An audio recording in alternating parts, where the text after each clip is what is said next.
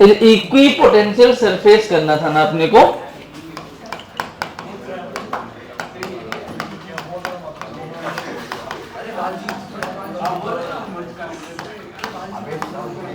बच्चों और कुछ बचा था, यही बोला था मैंने, एक ही टॉपिक। इलेक्ट्रिक फील्ड लाइंस हो गया, कंडक्टर की प्रॉपर्टीज हो गई है।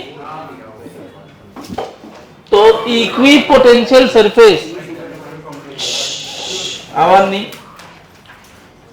देखो बच्चों, इक्वी पोटेंशियल सरफेस नाम से ही पता चल रहा है, इक्वी मतलब इक्वल। ऐसे सरफेसेस जिनका पोटेंशियल इक्वल होता है उनको हम क्या बोलते हैं? Equi potential surface. क्या बोलते हैं? Equi potential surface. जैसे इलेक्ट्रिक फील्ड लाइंस अपन याद करके बैठे थे ना, वैसे इक्वी पोटेंशियल सरफेस भी याद करके बैठना होता है। तो अब एक एक पॉइंट मैं यहां दिखा रहा हूं, ध्यान से देख लो।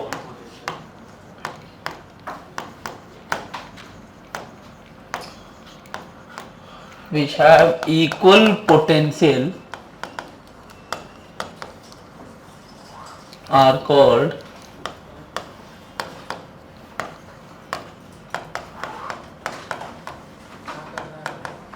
Equipotential surface. अब देखो इक्विपोटेंशियल सरफेस होते कैसे हैं, ध्यान से देखना। ये हालांकि अपने थोड़ा सा ना सिलेबस के बाहर जा रहा हूं मैं, क्योंकि इनको हमें इस्तेमाल करना पड़ता है जब अपन पढ़ेंगे वेव ऑप्टिक्स, शशांक सर पढ़ाएंगे, उसमें इसका इस्तेमाल होगा।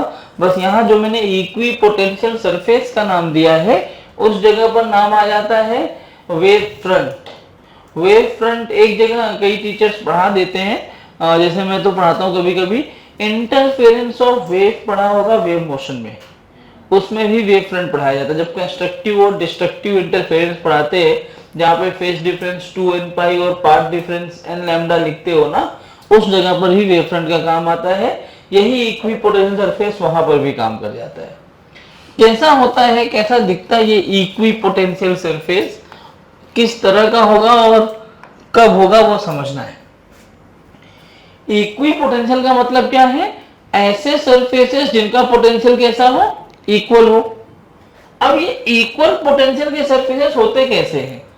तो अगर मेरा जो सोर्स है वो पॉइंट चार्ज हो,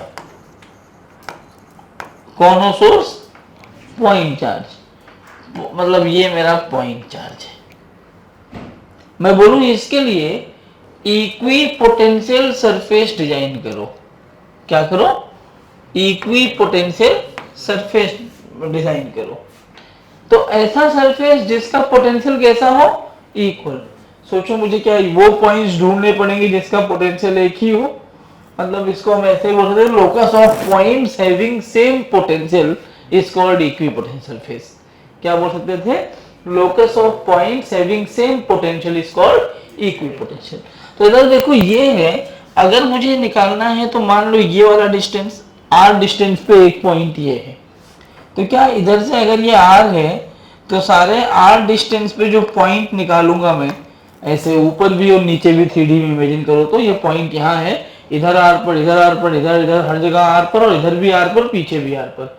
क्या सारे r वाले पॉइंट को जोड़ूंगा तो हर पॉइंट पे पोटेंशियल kq/r ही होगा। r डिस्टेंस पे पॉइंट चार्ज से पोटेंशियल कितना होता है? kq/r। तो उन सारे पॉइंट्स को मिलाओगे तो पॉइंट बनेगा कैसे? एक स्फीयर बनाएगा ना, ये पॉइंट बनाएगा नहीं बनाएगा?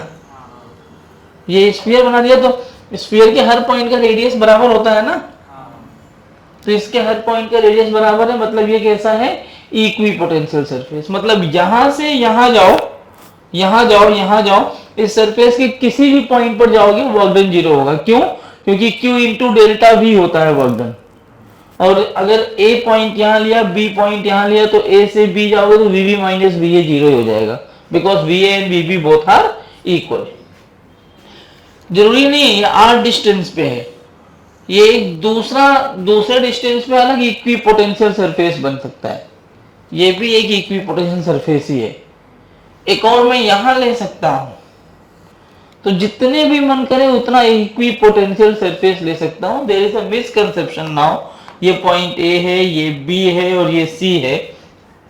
बच्चों ये जो ए वाला स्फीयर है ना, ए वाले स्फीयर के सरफेस के सारे पॉइंट्स इक्वी पोटेंशियल हैं, लेकिन पॉइंट ए पर एक मतलब ए स्फीयर ए पर एक पॉइंट ले लिया मैंने और स्फीयर बी पर एक पॉइंट ले लिया, तो those two points are not equipotential, क्योंकि बी ज्यादा डिस्टेंस पे है, ए कम डिस्टेंस पे है, तो ए का पोटेंशियल ज्यादा होगा और बी का पोटेंशियल कम होगा।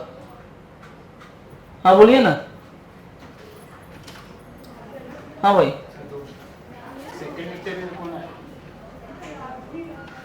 पहले में कहा थी?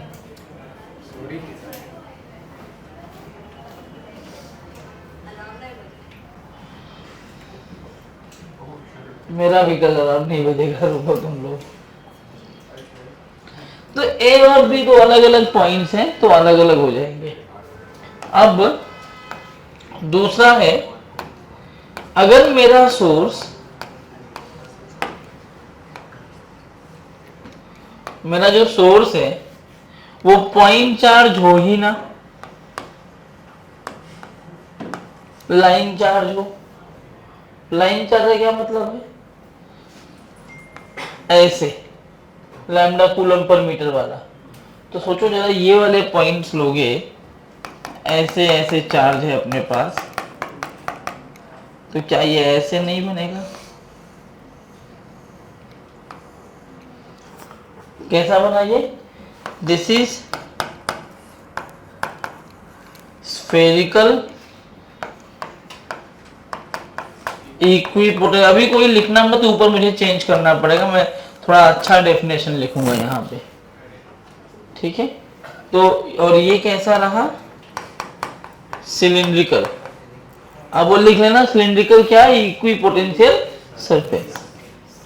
तीसरा जो होता है, तीसरा अगर मेरा सोर्स इंफिनिटी पर हो, तब इंफिनिटी से जितनी भी इलेक्ट्रिक फील्ड लाइंस आएंगी तो ऐसे आएंगी ना। अब इन पे सब इक्वल इक्वल डिस्टेंस लेना होगा, तो तुम्हारा ऐसा बनेगा। This is what? Planar equipotential surface. हम प्लेनर को यूज नहीं करते। हमारे 99% क्वेश्चंस जो आते हैं वो कंप्लीटली बेस्ड होते हैं स्फेरिकल पर या कभी कभी सिलिंड्रिकल पर। अब समझो, ये तो इक्विपोटेंशियल सरफेस क्या है और कितने टाइप का होता है वो देखा। इसमें और क्या पूछते हैं? प्रॉपर्टीज क्या है इसकी। तो जरा इसकी प्रॉपर्टीज पे एक एक करके बात कर लेते हैं। पहली प्रॉपर्टी, और इस प्रॉपर्टी को मैं जेई एडवांस तक में क्वेश्चन दिखाऊंगा, डायरेक्ट प्रॉपर्टी बेस्ड होते हैं, ऐसे इलेक्ट्रिक फील्ड लाइंस में आते हैं। पहली प्रॉपर्टी कहती है कि जो इलेक्ट्रिक पोटेंशियल होता है, अरे यार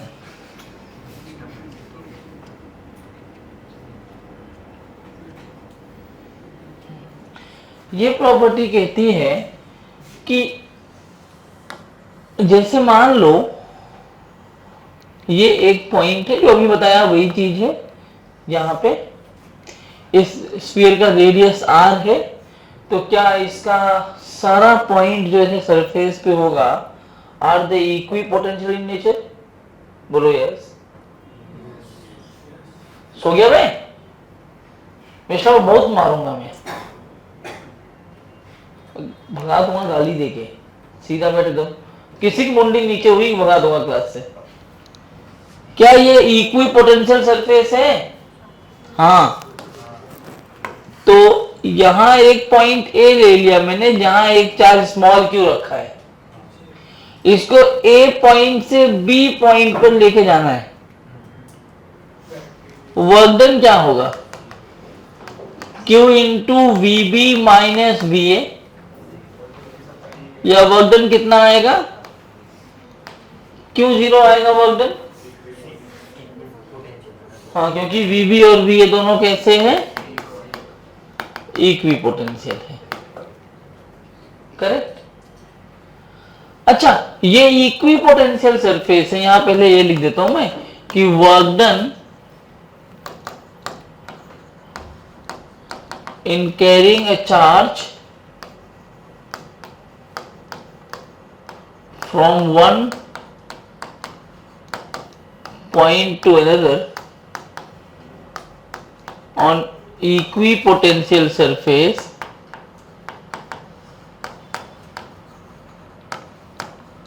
इज जीरो।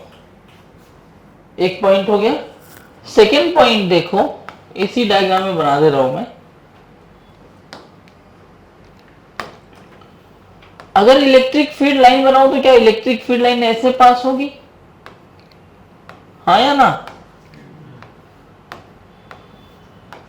ऐसे सारी इलेक्ट्रिक फील्ड लाइंस पास हो रही है। जरा ध्यान से देखो तो इक्विपोटेंशियल सरफेस है, क्या उसके साथ 90 डिग्री का एंगल नहीं बना रही है? बना देगा 90 डिग्री का एंगल।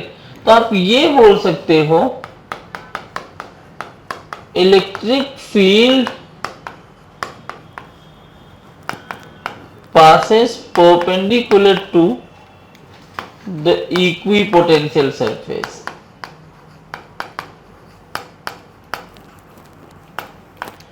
सही बात है क्या? कोई दिक्कत? इस जो पॉइंट देख रहे हो, इस पॉइंट पर जेई एडवांस ने एक सवाल एक बार पूछा,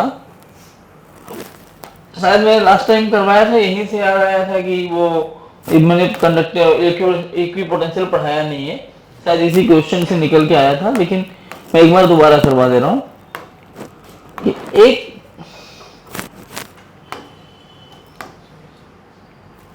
जय जवान, ये है कोई भी एक कंडक्टर है, ये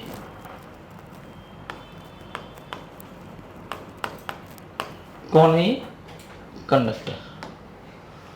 इस कंडक्टर में इलेक्ट्रिक फील्ड लाइंस मैंने दिखाई है। ये इलेक्ट्रिक फील्ड लाइन है, एक ये इलेक्ट्रिक फील्ड लाइंस है। कराया क्या ये? हाँ या ना? कराया ये सवाल? हाँ, अरे कराया हो तो बोल दो, मैं नहीं कराऊंगा फिर।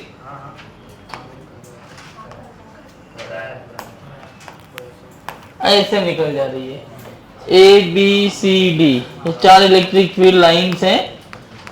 कौन रिप्रेजेंट कर रहा है? सही, सी वाला, क्योंकि वो सेंटर की तरफ जा रहा है, वो पेंडिकुलर हो रहा है।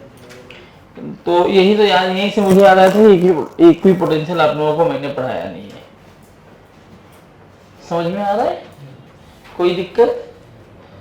V is equal to E dot d होता है, ये भी पता होगा यार, E is equal to d v by d r से, पक्का? तो ये बहुत सारी प्रॉपर्टीज होती हैं इक्विपोटेंशियल की, लेकिन मैंने कंडक्टर की सारी प्रॉपर्टीज पढ़ रखी है ना, all conductors are equipotential in nature.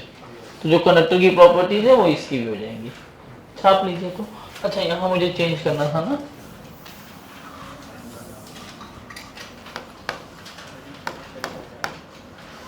the locus of points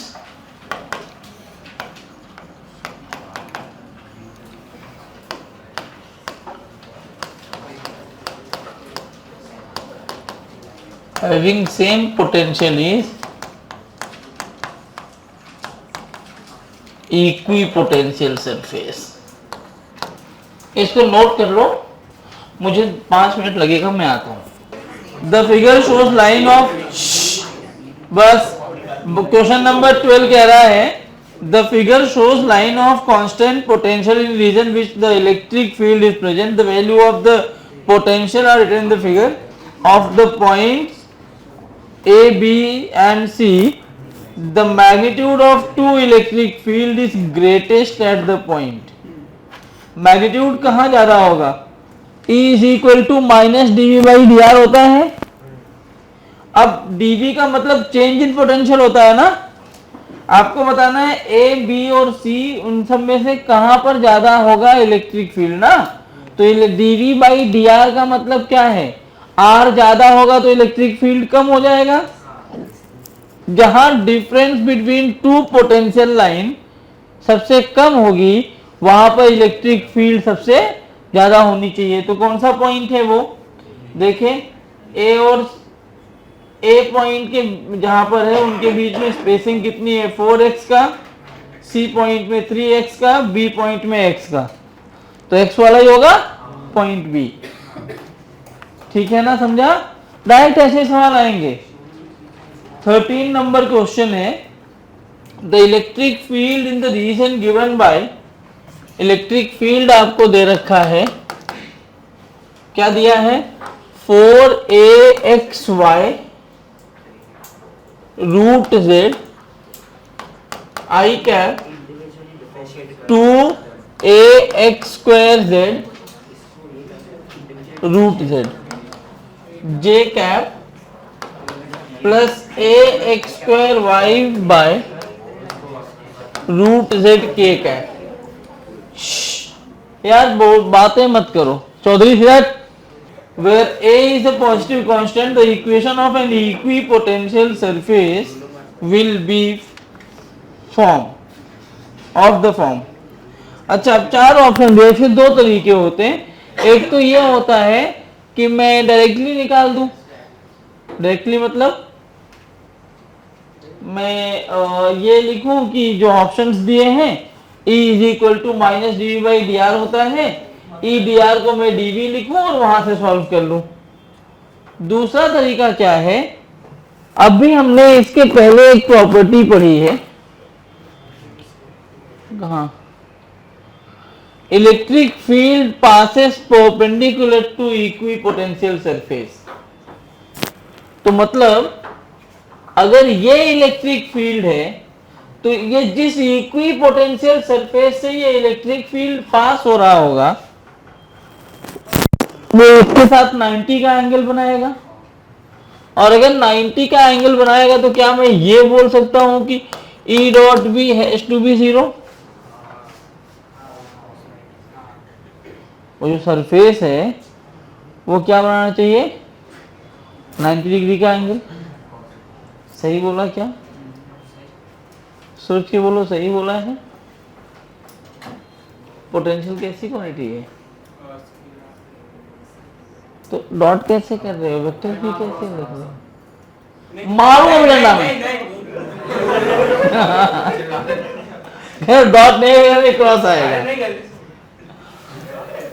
नहीं हो सकता ये। क्यों नहीं हो सकता?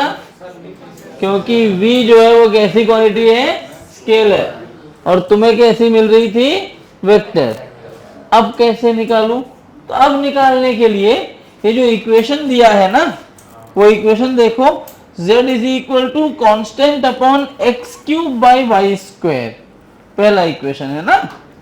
अब अगर मैं देखो ध्यान से तो ऐसे लिख सकता हूं, x cube y square z is equal to constant, लिख सकता हूं। जरा x cube y square z जो है इसको अगर इज इक्वल, अब ये किसकी वैल्यू आ गई, v की आ गई ना, minus del v by del x i cap, del v by del y j cap, del v by del z k cap करो, तो क्या ऊपर वाला इक्वेशन मिलेगा क्या? नहीं मिलेगा, मतलब नहीं हो सकता। सेकेंड, उससे भी नहीं मिलेगा। थर्ड, अच्छा रूट जेड चाहिए ना, तो थर्ड भी नहीं मिलेगा। थर्ड पे कैसे मिलेगा, x raise to 4 y square z है ना, तो रूट जेड आना चाहिए, रूट जेड तो किसी में नहीं आएगा। तो देखो थर्ड ऑप्शन क्या है, z is equal to constant upon x raise to 4 y square ना। तो अगर मैं लिखूं तो क्या लिखूंगा, x raise to 4 y square z is equal to constant.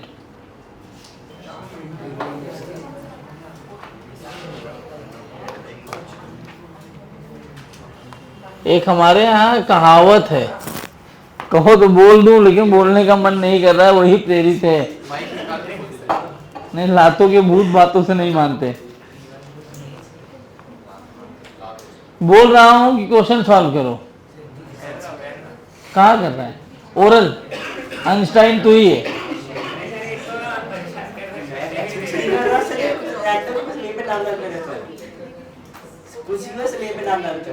है कैमरा है तुम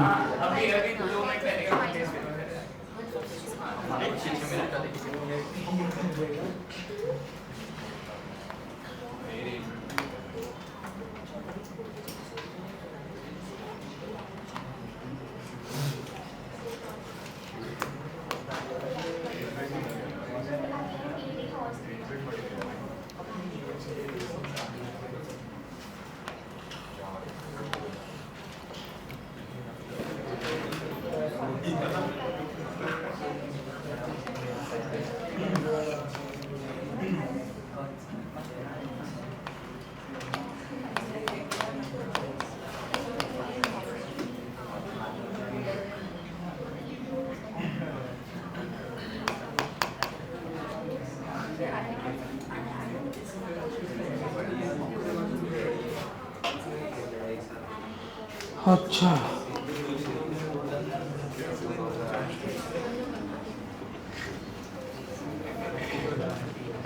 देखो सवाल कह रहा है uniform electric field having strength E is existing in xy plane as shown in figure. Find the potential difference between origin O and D and A D, D, 0. देखो भाई नहीं पढ़ना हुआ क्या तुम मत आया करो सुबह सुबह तैयार होकर, तुम अपना तो नुकसान कर रहे हो बाकियों का भी कर रहे हो, बातें मत करो। तुमसे बोला पोटेंशियल डिफरेंस क्या होगा इस पॉइंट और इस पॉइंट के बीच में, यही सवाल है ना। अच्छा पोटेंशियल डिफरेंस क्या होता है, V is equal to delta V is equal to E dot delta D, यही तो होता है ना। या डेल्टा V को अपन लिख सकते हैं ED cos थीटा, हाँ या ना। तो डेल्टा V की वैल्यू यूनिफॉर्म इलेक्ट्रिक फील्ड की वैल्यू E दी है ना, हाँ इलेक्ट्रिक फील्ड को E ही बोल रहा है, तो ये वाली वैल्यू तो E होगी। D कितना होगा, what is the meaning of D, O और A के बीच का सेपरेशन, O और A के बीच का सेपरेशन है कितना, √2D, under root of D square plus D square, √2D। क्या हुआ है?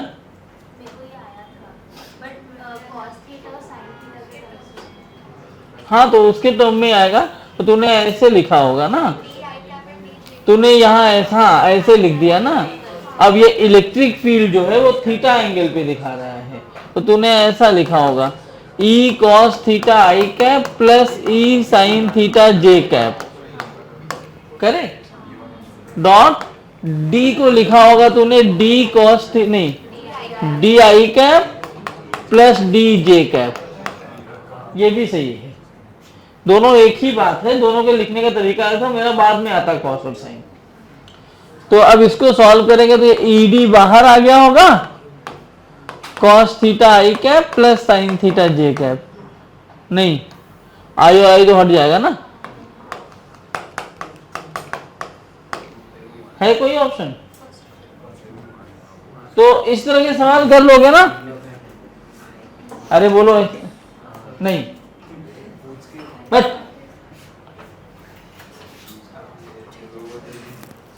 समझ आ गया सबको, ये इक्विपोटेंशियल सरफेस है।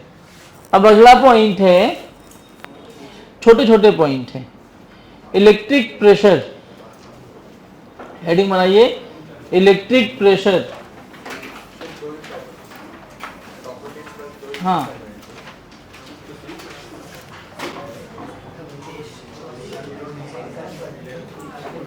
इलेक्ट्रिक प्रेशर, आइए प्रेशर निकालना सीखते हैं। प्रेशर क्या होता है, फोर्स पर यूनिट एरिया ना, कौन सा फोर्स, नॉर्मल फोर्स।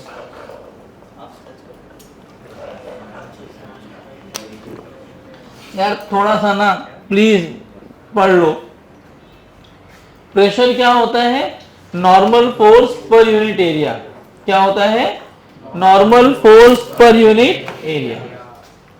अब जरा सोचो, मेरे पास ना एक ऐसी शीट है, ऐसे,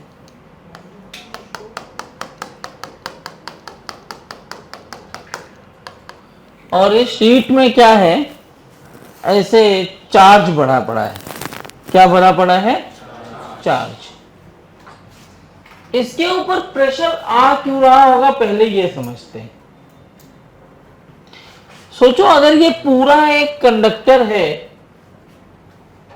ना कंडक्टर, इसका मतलब क्या है, सारे चार्ज सरफेस पर है,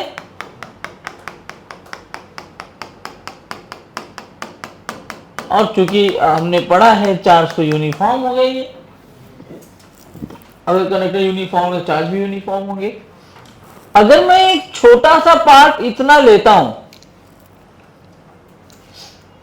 इतना छोटा सा पार्ट अगर मैं लेता हूं, तो इसके बाजू में भी तो ऐसे plus plus plus plus plus charge है।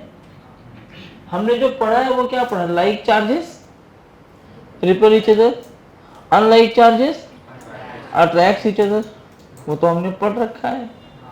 अगर लाइक चार्जेस में रिपल्शन होता है, अनलाइक चार्जेस में अट्रैक्शन होता है, तो ये जो चार्ज पार्टिकल है, इसके आजू बाजू में जो और चार्जेस है वो भी तो इसके जैसे ही है ना, तो क्या सब इसके ऊपर फोर्स ऑफ रिपल्शन देंगे कि नहीं देंगे? उस फोर्स ऑफ रिपल्शन से क्या ऐसे बाहर की तरफ भागना चाहेगा, तो इसके ऊपर एक फोर्स लगा कि नहीं लगा? इस पर्टिकुलर इतने पार्ट पर फोर्स लगा, और फोर्स पर यूनिट एरिया ही क्या कहलाता है, प्रेशर। इसीलिए कोई भी अगर चार्ज बॉडी है तो उसके सरफेस के हर एक पॉइंट पर एक इलेक्ट्रिक प्रेशर एक्सपीरियंस होता है। कौन एक्सपीरियंस होता है? Electric pressure. अब ये जो मैं बताना चाह रहा हूं ना, हालांकि बहुत थोड़ा सा डिफिकल्ट टॉपिक है, लेकिन तब भी अगर हम समझना चाहे तो समझ सकते हैं। अगर आप लोग बोलो तो मैं कराऊं, करा दूं, चलेगा? तो इलेक्ट्रिक प्रेशर में इस वाले टॉपिक से कराने वाला था, लेकिन इससे नहीं तो उससे ही करवाता हूं ढंग से।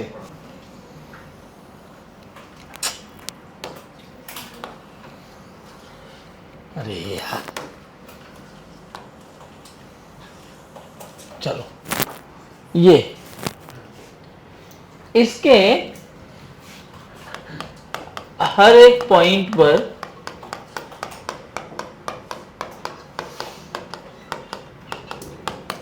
ऐसे क्या लग रहा है, चार्ज रखा हुआ है। इसमें मैंने एक पतला सा स्ट्रिप लिया, यहां पर कहीं पर ले लो, मैं इस वाली जगह पे लिया।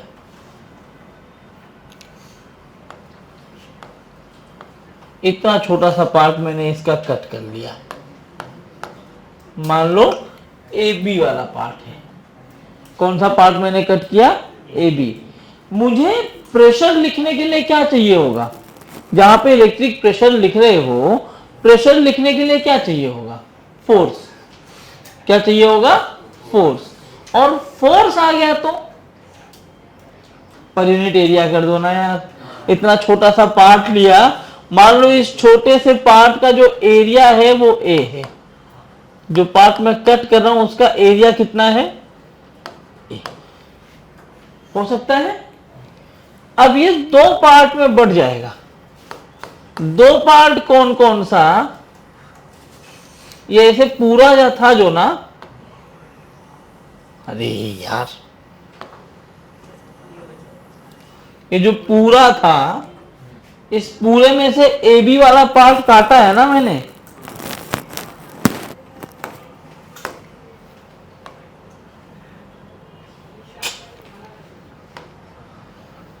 जितना पार्ट काटा है वो वाला पार्ट तो निकल जाएगा, करेक्ट? इतना पार्ट बचेगा, और इन सब पार्ट्स पर क्या है?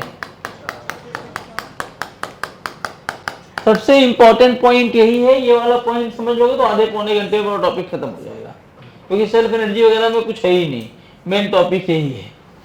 इस पूरे को अपन नाम देते हैं ई ऑफ रिमाइंडर।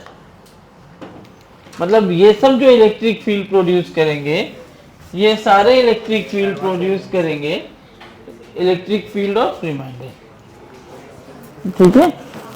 और उसके बाद प्लस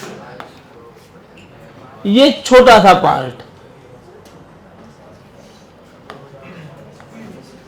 जो स्ट्रिप हमने लिया है, इसको अपन ई बोलते हैं, बोल सकते हैं। अज्यूम करो यू हैव 2 पॉइंट्स। कौन कौन से 2 पॉइंट? एक जस्ट आउटसाइड यहां पर एक पॉइंट है P, और एक कंडक्टर के जस्ट इनसाइड पॉइंट है Q। कंडक्टर के बाहर कितना पॉइंट है P, बाहर कितना है Q, सॉरी अंदर कितना है Q। बेटा हम सब जानते हैं inside a conductor electric field is 0। तो जो नेट इलेक्ट्रिक फील्ड आ रहा होगा ड्यू टू ये बचा हुआ पार्ट प्लस जो इतना अलग हुआ, ये भी तो इलेक्ट्रिक फील्ड देना होगा ना, इसकी वजह से इन दोनों की वजह से नेट इलेक्ट्रिक फील्ड यहाँ पे 0 होना चाहिए। अगर इलेक्ट्रिक फील्ड मिल गया तो F इज इक्वल टू क्या होता है QE, फोर्स मिल जाएगा। और Q की वैल्यू कितनी होगी? मान लो इस पे जो चार्ज डेंसिटी है वो sigma coulomb per metre square है, जितना पार्ट काट के निकाला उस पे चार्ज कितना आएगा, सिग्मा इंटू DA, मतलब सिग्मा इंटू एरिया। और इलेक्ट्रिक फील्ड की जो वैल्यू आएगी वो रख दो, फोर्स मिल गया, फोर्स मिल गया तो प्रेशर मिल जाएगा। हाँ समझ में आया क्या इतना? ये पॉइंट समझा तुमने? क्या था फिर से? एक कंडक्टर है, इस कंडक्टर का पूरा मास कितना था, सॉरी पूरा चार्ज कितना था, sigma coulomb per metre square, ऐसे बटा हुआ था। इसका एक कितना इतना पार्ट मैंने अलग कर लिया, इसका एरिया A है, इसको अपन बोलते हैं पैच। क्या बोलते हैं इसको? पैच। इसकी थियरी भी मैं लिखवा दूंगा। थियरी क्या है कि पैच के ऊपर according to Newton third law of motion अपने ऊपर खुद तो वो फोर्स लगा नहीं पाएगा, तो क्या होता है जितने बाकी के पार्टिकल्स, चार्ज पार्टिकल्स बचे सब उसके ऊपर क्या लगा रहे होंगे? फोर्स। मैं लिखवाऊंगा। तो मैंने इसको अलग किया, ये पैच वाले पार्ट को अलग कर लिया। मैंने कहा कि अगर 2 रैंडम पॉइंट है, एक P है और एक Q है, तो P और Q कोई भी रैंडम पॉइंट अगर मैंने लिया है तो उस रैंडम पॉइंट पे इलेक्ट्रिक फील्ड तो लिख सकते हैं ना। कैसे लिख सकते हैं इलेक्ट्रिक फील्ड? ध्यान से देखो, किसी भी पॉइंट पर देयरफॉर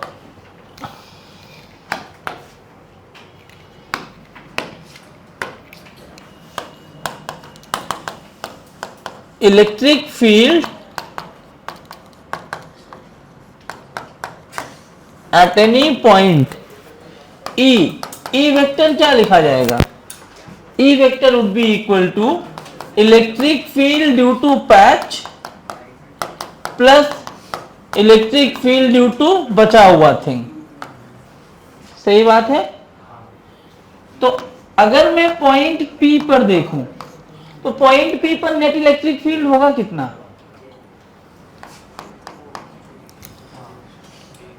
और होगा किधर? आउटवर्ड डायरेक्शन में। तो ई वेक्टर अगर मुझे लिखना है, अब देखो ये हमने पहले कर रखा, ये एक कंडक्टर ही है ना, यहां पर चार्ज अगर Q होता है तो उसके बाहर इलेक्ट्रिक फील्ड क्या होता है? KQ/R²। इलेक्ट्रिक फील्ड ही होता है KQ/R²। जस्ट आउटसाइड है, यहां भी KQ/R² ही होना चाहिए। मतलब इलेक्ट्रिक फील्ड क्या होना चाहिए? K मतलब 1/4πε0 Q/R²। लेकिन आपको क्या Q के टर्म्स में आंसर दिया है क्या? और यहां तो सिग्मा दे रखा है, तो अपन ऐसे लिख सकते हैं ना, but Q/4πR² is equal to sigma. Therefore क्या जो इलेक्ट्रिक फील्ड है ये परपेंडिकुलर आउटवर्ड आया क्या? इलेक्ट्रिक फील्ड किधर आया? Perpendicular outward. तो जो इलेक्ट्रिक फील्ड आया वो आ गया सिग्मा बाई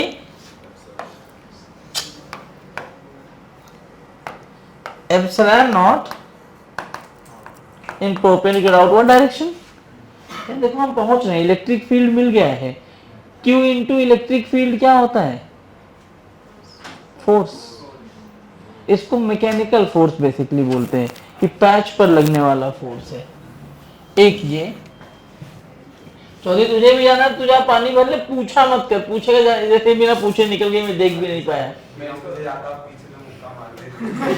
वो तो तू पूछ जाएगा तो भी मारूंगा। तो ये हो गया। अच्छा तो क्या मैं पी पॉइंट पर देखो, मुझे थोड़ा सा ये ना बहुत बोरिंग डेरिवेशन है लेकिन अच्छा लगता है मुझे। तो ई पॉइंट मैं ऐसा लिखूं, therefore E of patch plus E बचा हुआ पार्ट रिमाइंडर, क्या ये बराबर होगा सिग्मा बाई एप्सिलॉन नॉट के? हाँ या ना? और अगर मुझे क्यू पॉइंट पर लिखना है तो क्या क्यू पॉइंट पर जो इलेक्ट्रिक फील्ड होगा उसको मैं लिखूंगा पैच का इलेक्ट्रिक फील्ड प्लस बचा हुआ इलेक्ट्रिक फील्ड, क्या ये 0 के बराबर हो जाएगा? हाँ या ना? कैसे पता 0 होगा? क्या होना चाहिए? Inside the conductor electric field कितना होता है? क्या यहां से मुझे ये नहीं, और ये ध्यान से समझना, जो पैच का इलेक्ट्रिक फील्ड होगा वो अंदर की तरफ भी हो सकता है। तो यहां पर ऐसा भी अपन लिख सकते हैं, तो electric field of patch is equal to electric field of बचा हुआ पार्ट। करेक्ट? कोई दिक्कत नहीं ना? इक्वेशन 1 में अगर मैं जाऊं तो क्या इक्वेशन 1 से मैं लिख सकता हूं देयरफॉर ई ऑफ पैच, क्या लिख दिया, ई ड्यू टू पैच, तो क्या ये बन जाएगा सिग्मा बाई 2 एप्सिलॉन नॉट। कैसे? तो ये भी ई पैच हो गया, इसको भी तो ई पैच लिख ही सकता हूं ना। ई पैच प्लस ई पैच कितना हो गया? Sigma by epsilon not. 2 E of patch is sigma by epsilon not.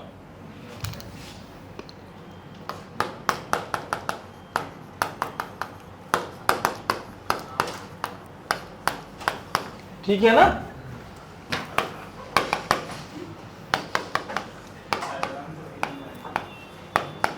From equation 2, कौन से इक्वेशन से आया ये? 2 से। तो यहां से आ जाएगा E of patch is equal to sigma by 2 epsilon naught, और ये किस डायरेक्शन में आया है? आउटवर्ड ना। मुझे क्या निकालना है? मेरा पर्पस समझ रहे हो? इलेक्ट्रिक प्रेशर, प्रेशर के लिए क्या निकालना पड़ता है? फोर्स। तो जो छोटा सा पार्ट लिया है पैच, उस पर ही कितना प्रेशर लिखेंगे वही जानोगे ना। वो जो पैच लिया उस पैच पे कितना प्रेशर है, तो पहले ये निकालोगे पैच पे फोर्स कितना लग रहा है, और पैच पे फोर्स निकालने के लिए क्या निकालना पड़ेगा? Electric field. देयरफॉर बस खत्म हो गया, अब नहीं है। फोर्स ऑन पैच कितना हो जाएगा? पैच पर force dq into electric field. तो dq कितना आया है? dq is sigma times of area. D नहीं, उसका एरिया मैंने ए दे रखा, देखो, into electric field sigma by 2 epsilon not. ये बहुत इंपॉर्टेंट। कौन है बे? सुअर जैसे कर रहा है हरकत। ये जो फोर्स है ना, ये बहुत इंपॉर्टेंट है। इसको बोलते हैं mechanical force on the patch of a conductor. और ये किधर आया है? फोर्स आया है sigma square A by 2 epsilon not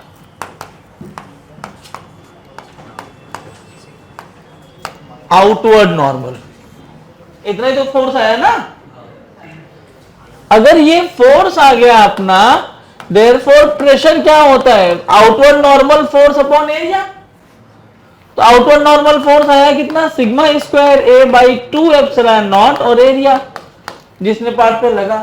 तो प्रेशर की क्या वैल्यू होती है? Sigma square by 2 epsilon not. Further यहीं से जाके एनर्जी डेंसिटी वगैरह प्रूव करते हैं, जो अपने सिलेबस में नहीं है, खाली फार्मूला है, मैं लिखवा देता हूं। इसमें देखो एक और चीज आती है, इसका डेरिवेशन तुम्हें नहीं करना है, तुम्हारे सिलेबस के बाहर का है डेरिवेशन। इसको अपन बोलते हैं एनर्जी डेंसिटी। क्या बोलते हैं? तो ये बच्चों एनर्जी डेंसिटी क्या चीज होती है? This is energy per unit volume, energy stored in a conductor per unit volume.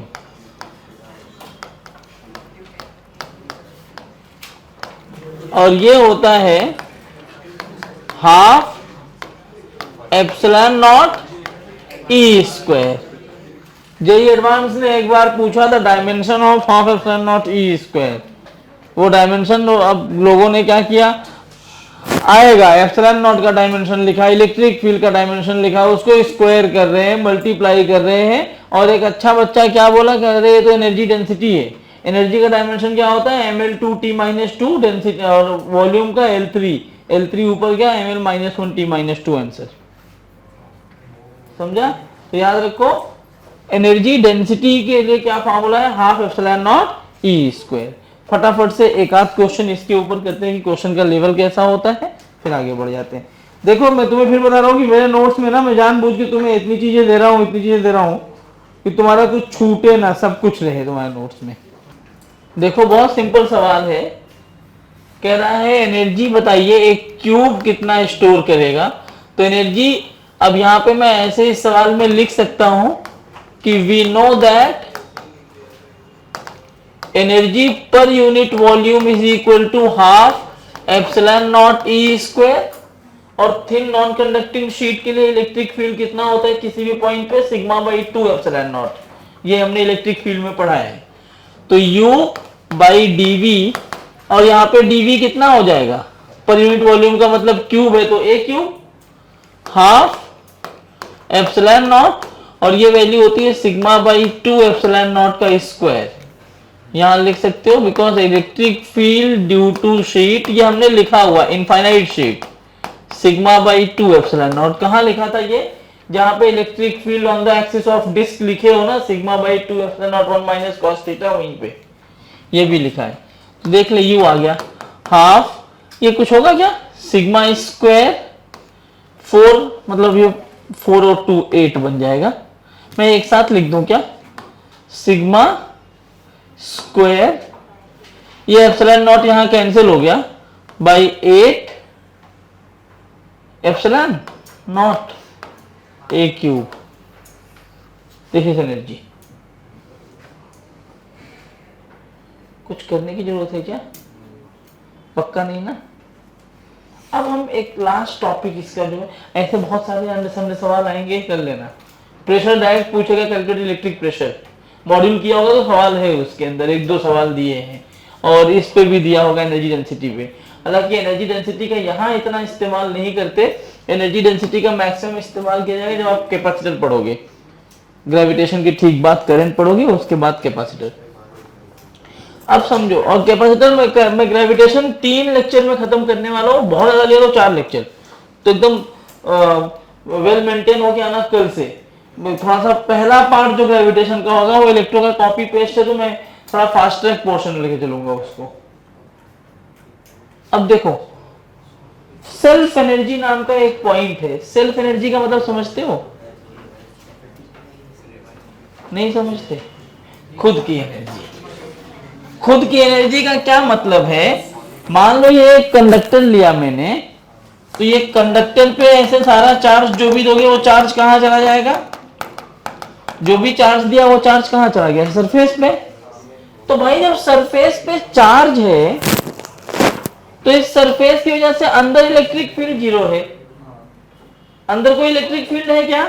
अंदर इलेक्ट्रिक फील्ड 0 है, लेकिन बाहर तो हर एक पॉइंट पे एक इलेक्ट्रिक फील्ड है। और ये जो इलेक्ट्रिक फील्ड है अगर वो यहां पर रखा जाए तो क्या ये जो कंडक्टर था उसके अपने चार्ज की वजह से ही वो हर एक पॉइंट पर एक फील्ड क्रिएट कर पा रहा है। और जितनी फील्ड होगी, जहां तक इसकी फील्ड होगी, फील्ड होने का मतलब वहां तक एनर्जी पहुंचा पा रहा है, तो वो कहलाता है कंडक्टर्स की self energy. And if it conductor है तो self energy inside a conductor is 0 because there is no field. नहीं समझा? कौन बोला क्या? क्या नहीं समझा? आपने मतलब सेल्फ चार्ज मतलब वो उसकी डेंसिटी उसके पास रहती है। मैं पढ़ा कुछ रहा हूं, तू लिख कुछ रहा है, कर कुछ रहा, तो कैसे समझेगा? सुना ही नहीं मैं क्या बोला। मैं वैसे कुछ बात ही नहीं है, बोल रहा है अभी, सुना ही नहीं। तू डेंसिटी की बात हुई नहीं, इलेक्ट्रिक फील्ड मैंने वो सब बोला ही नहीं। वही तो कह रहा हूं, तू कर कुछ और काम रहा था बीच में, तो कैसे समझेगा? इधर सुन ध्यान से। ये जो कंडक्टर है इसके पास खुद का चार्ज है, तो ये बाहर सरफेस पे या सरफेस के बाहर इलेक्ट्रिक फील्ड देगा up to infinity. Electric field देने का मतलब वहां तक अपनी एनर्जी ट्रांसफर कर पा रहा है, तो उतनी एनर्जी होगी तभी वो ट्रांसफर करेगा ना। एनर्जी कौन दे रहा है? That is self energy. Inside a conductor electric field zero है, मतलब there is no transfer of energy, मतलब self energy inside a conductor is zero. But if it is a non conductor, अंदर भी electric field होता है, तो field energy अंदर भी रहेगी। अब पहला चेंज करके लिखो, थोड़ा डबल नोटेड कॉमा के अंदर लिख लेना। Self energy of a charged body, self energy of a charged body, self energy of a charged body is the total field energy, is the total field energy। अरे बाब क्या हो गया? क्या? तो मुझे बता दो, मैं भी समझ लूं। अच्छा हाँ, लिख लिया करो तब एक्सप्लेन किया करो। Self energy of a charged body is the total field energy associated with the electric field, associated with the electric field due to the body itself, अरे बाप रे, due to the body itself, associated with, कहा गया, the electric field due to the body itself, associated with the electric field due to the body itself in its surrounding, in its surrounding। अरे सुन नहीं पा रहे हो क्या एक बार में? in its surrounding, 3 बार एक ही बात बोला है। एसोसिएटेड के बाद 4 अभी भी लिख नहीं पाया।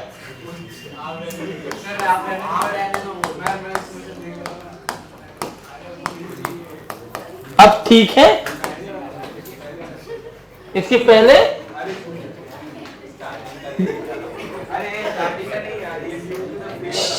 खत्म हो रहा है, 5 मिनट बैठ जाओ, बैठ जाओ, 15 मिनट बैठो।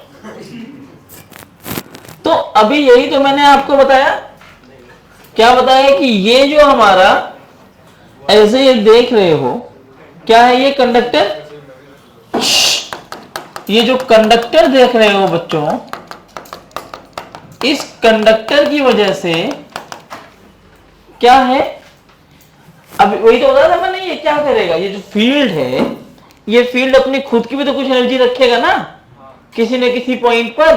तो ये खुद की एनर्जी रखेगा, उसको अपन क्या बोलते हैं? Self energy. अब अगर field energy of a system पूछा है, 2 अलग अलग चीजें हैं, ध्यान देना। फील्ड एनर्जी पूछा जाए ना, फील्ड एनर्जी जैसे मान लो इसकी वजह से इस पॉइंट पे कुछ ना कुछ तो एनर्जी आएगी, that is the self energy of this conductor. लेकिन यहां एक चार्ज रख दिया मैंने और पूछा फील्ड एनर्जी बताओ। ये बहुत कंफ्यूजिंग सवाल है, एडवांस इस बार भी पूछा था। ये मेरे जो पीछे के नोट्स हैं, नंबर्स खाली चेंज है, यदि सही आया हुआ क्वेश्चन ही तुम देखोगे तो पीछे में पिछले क्लास का नोट्स तुम्हें दिला दूंगा। इलेक्ट्रो में जो पढ़ा है डिक्टो कट कॉपी पेस्ट एक सवाल आया, वो भी मल्टीपल करेक्ट में, क्योंकि बहुत सिंपल सा दिक्कत होगा इसमें। देखो जैसे मैंने क्या कहा, सेल्फ एनर्जी का मतलब क्या होता है? यहां कुछ भी नहीं है, रैंडम एक पॉइंट दे दिया मैंने कहा इस पॉइंट की क्या एनर्जी है, तो क्यों आएगी एनर्जी? कंडक्टर के पास चार्ज है, उसकी वजह से आएगी, जिसको हम बोलेंगे self energy of a conductor. लेकिन यहां मैंने एक चार्ज और रख दिया, स्मॉल क्यू, और मैंने कहा सिस्टम की एनर्जी क्या होगी? तो सिस्टम की एनर्जी के लिए आप क्या कहोगे कि पहले तो भाई इस पॉइंट पर एक एनर्जी क्यों आएगी, सेल्फ एनर्जी की वजह से, और दूसरी एनर्जी क्यों आएगी, इन दोनों के बीच में इंटरैक्शन होगा। भाई जब ऐसा है तो इसको मैं स्मॉल क्यू यहां मान सकता हूं सेंटर पे, इलेक्ट्रिक फील्ड आउटसाइड लिखने के लिए, तो इन दोनों के बीच में एक इलेक्ट्रोस्टैटिक पोटेंशियल एनर्जी आएगी KQ1Q2/r²। तो फील्ड एनर्जी का मतलब क्या है, पूरे सिस्टम की energy, force of repulsion plus उसका सेल्फ फोर्स नहीं, पोटेंशियल एनर्जी KQ1Q2/r, समझा, total energy of the system, मतलब interaction between this two considering a point charge plus self energy. तो सेल्फ एनर्जी एक अलग पॉइंट है और फील्ड एनर्जी एक अलग पॉइंट है, लेकिन दोनों को एक साथ पढ़ रहे हैं। अब ये सेल्फ एनर्जी भी अलग अलग पॉइंट के लिए अलग अलग चीजों के लिए अलग अलग होती है। जैसे कंडक्टर में अंदर सेल्फ एनर्जी 0 होगी।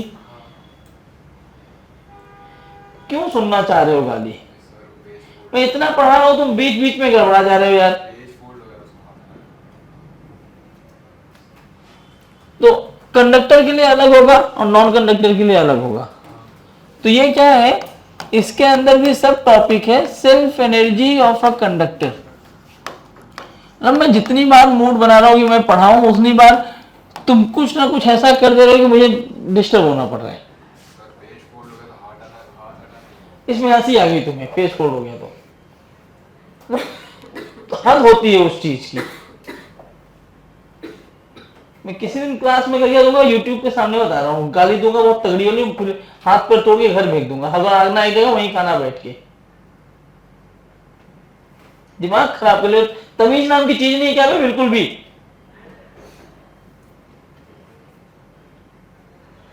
तो मुझे अगर सेल्फ एनर्जी चाहिए, कहीं भी निकाल सकता हूं मैं किसी भी पॉइंट पे।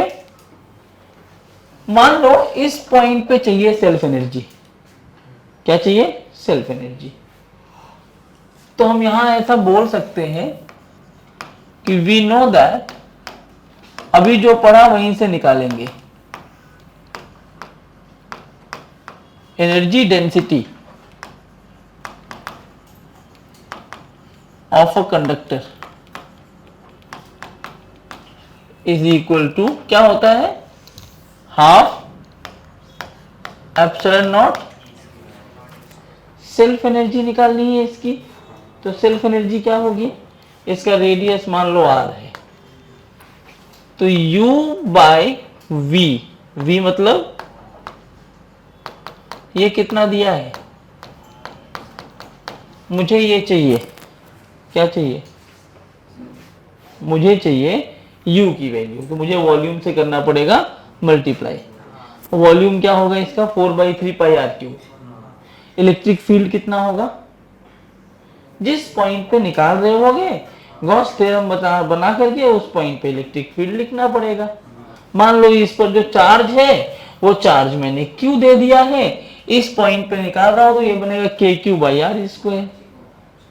के मतलब 1/4πε0, क्योंकि शायद उसके टर्म्स में ही तुम्हें आंसर दिया होता है। एक बार मैं देख लेता हूँ, हाँ ठीक है ना, इन्होंने क्या किया है, Q और ε0 के टर्म्स में आंसर दिया है, तो वही तो अपन भी कर रहे हैं ना, Q और ε0 के टर्म्स में ही आंसर दे रहे हैं। कैसे, इन्होंने क्या किया है, इनने कहा है कि जैसे किसी भी, सही है मैंने जो बताया वही चीज है कि क्या होगा, KQ/r² ना, किसी भी पॉइंट पे। तो वॉल्यूम लिखना है तो एक मुझे वॉल्यूम, एरिया से वॉल्यूम नहीं आएगा, तो सही किया उन्होंने, क्या 4/3πx³ से ही आएगा, लेकिन लिखने का इनका तरीका अलग है कि मान लो ये वाला पॉइंट है, कितने डिस्टेंस पे है, x, लेकिन अगर ये अनचार्ज होगा तो, इफ द कंडक्टर इज अनचार्ज, क्या फील्ड एनर्जी आएगी, कब आएगी सेल्फ एनर्जी, जब कंडक्टर चार्ज होगा तभी सेल्फ एनर्जी आएगी। अब ये सेल्फ एनर्जी इस पॉइंट पे आ रही है, ये x, क्योंकि x नहीं लेते यार, क्योंकि x तो मैं कभी लिया ही नहीं किसी चीज को ना, ये r ले लेते, स्मॉल r। तो स्मॉल r पे गया मैं, तो ये dr सेगमेंट का अपना क्या बन गया, एक पार्ट बन गया ना। इस छोटे से पार्ट पर जो इलेक्ट्रिक फील्ड आएगा, इट इज 1/4πε0 Q/r²। करेक्ट। तो यहां अगर लिखा जाए तो U बाय वॉल्यूम कितना होगा इसका, ये जो एलिमेंट लिया है इस एलिमेंट का वॉल्यूम कितना होगा, isn't it 4 pi r square dr, सही है। This is equal to half epsilon naught E square का मतलब 1/4 pi epsilon naught q by R square. देखो ये 4 पाई ना, अच्छा पूरा कैंसिल नहीं होगा ना, ऐसा ना एक लाइन सॉल्व करना पड़ेगा। तो u की value 4 pi R square d r, correct, upon 2 epsilon naught, यहां नहीं आएगा, देखो यहां से ना इसको ऐसे लिखता हूं 2 into 16 pi square epsilon naught, एक एप्सिलॉन नॉट कैंसिल हो गया, ऊपर आ जाएगा Q square by R raise to 4। Calculation wise कहीं गलती हो तो मुझे करेक्ट कर देना। अब एक पाई ने इस पाई को मार दिया, 4 4 जा 16 बन गया, यार स्क्वायर ने इसको 2 कर दिया। खाली कैलकुलेशन है यार, मैं करवाता भी नहीं हूं, खाली तुम्हें करवा रहा हूं, राइट फार्मूला लिख के भी काम बन जाता है। कुछ दिक्कत है क्या इसमें?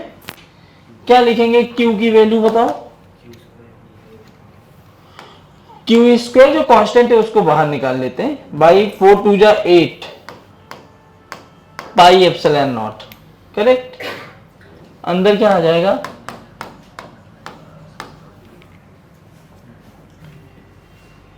टोटल एनर्जी यहां से मिल जाएगी ना। अब आर की लिमिट कहां से कहां तक रखनी पड़ेगी, चलो मुझे बताओ, आर की लिमिट कहां से कहां तक रखोगे?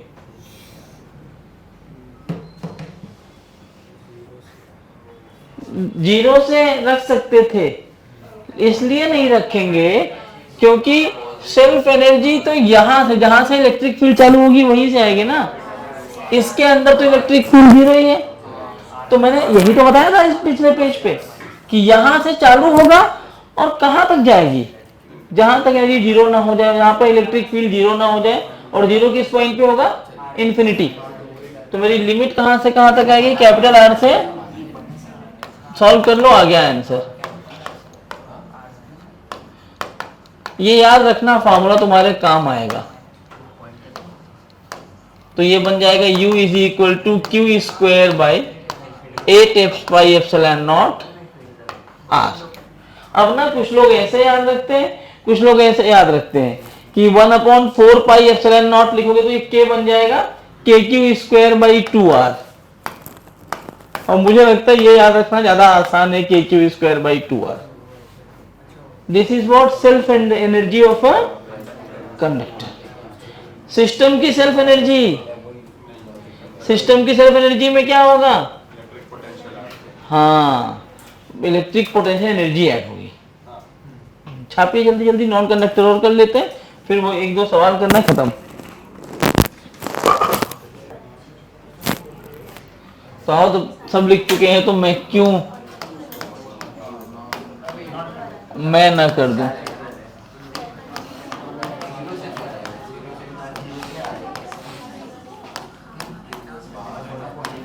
इधर देखो,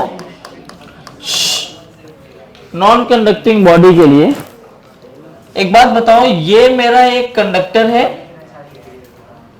नॉन कंडक्टिंग है, तो क्या हर जगह ऐसे चार्ज रहेगा, करेक्ट। तो यहां बोलोगे फॉर, इसका रेडियस जो है वो मैंने आर ले लिया, R to infinity, self energy of conducting and non conducting bodies are same.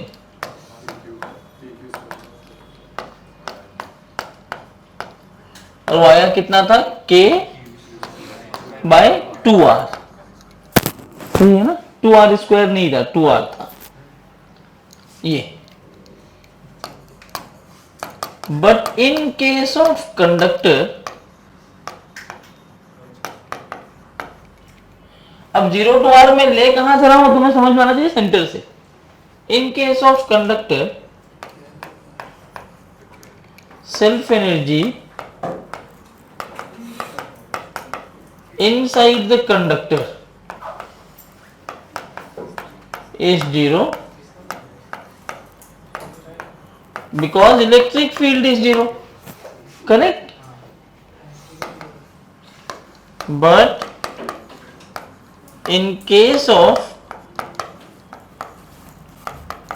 non-conducting body, electric field inside is non-zero, therefore self energy भी होगी।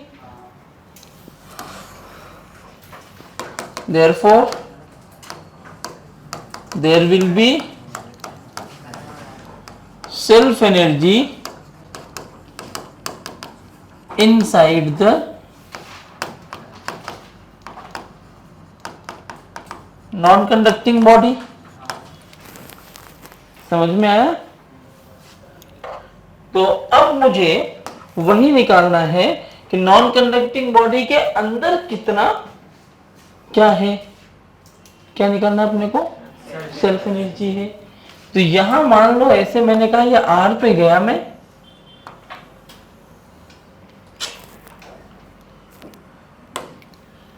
dr थिकनेस का ये वाला पार्ट लिया, ले सकता हूं ना ये dr थिकनेस का पार्ट।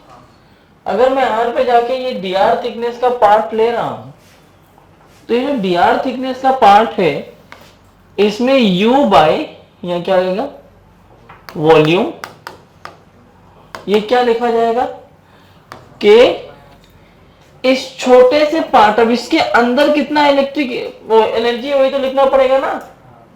टोटल इसमें कितना था Q, टोटल कितना था, तो यहां जो रो होगा उसकी वैल्यू क्या होगी Q by 4/3 pi R cube. तो ये क्या बनेगा, रो की value 3Q by 4 pi R cube.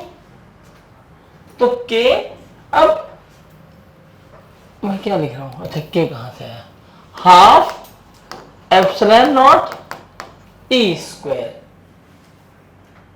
यही तो होता है।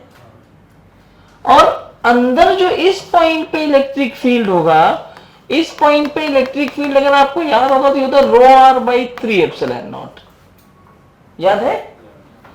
तो यहां जो रो है मैं इसी को आगे लिख रहा हूं, मतलब ये ना डायग्राम बनाना तो इसके साथ ही लिख लेना, अलग अलग लिखने से क्या मतलब है। रो की वैल्यू क्या आएगी, ये है ना 3Q बाय, मैं क्यों लिख रहा हूं बेटा, ये तुम्हें समझ में आ रहा है इलेक्ट्रिक फील्ड को ऐसे, क्योंकि मैं चाहता हूं कि ये Q के टर्म्स में रहे, क्योंकि ये वाला टर्म मेरा Q में आया है, तो इसलिए मैं सब इसको Q में कन्वर्ट कर रहा हूं। तो 3Q by 4 pi R cube, R और नीचे क्या आएगा 3 एप्सिलॉन नॉट। तो 3 ने 3 को मार दिया,